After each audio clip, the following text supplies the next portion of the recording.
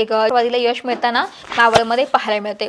आपण लातूरमध्ये येऊयात। लातूरमधल्या एकूण जिल्हा परिषदेच्या एकूण 59 जागांपैकी भाजप 2 ठिकाणी आघाडीवरती आहेत, काँग्रेस 1 ठिकाणी, मनसे 1 ठिकाणी आणि अपक्ष उमेदवार 1 ठिकाणी। आपण जर पाहिलं तर मनसे लातूरमध्ये मनसेची एकमेव जागा जी आहे ती विजयी झालेले आहे, परंतु यासोबतच शिवसेना शिंदे गटाला तिथे खातं उघडता आलेले नाहीये, ठाकरेंची शिवसेनेला खातं उघडता आलेले नाहीये आणि यासोबतच अजित पवारांच्या राष्ट्रवादीला देखील खातं उघडता आलेलं नाही लातूरमध्ये।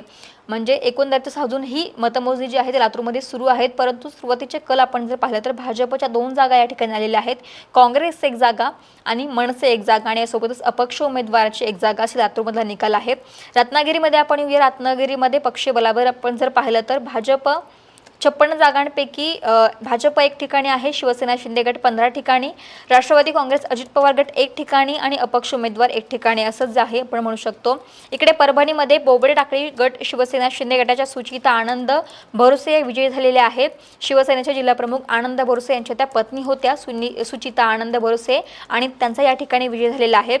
यासोबतच साताऱ्यामध्ये आमदार महेश शिंदे यांच्या पत्नी खटाव गटातील डॉक्टर प्रिया महेश शिंदे या भाजपच्या तिकिटावरती ज्या होत्या उमेदवार निवडणूक लढवत होत्या त्या विजयी झालेल्या आहेत।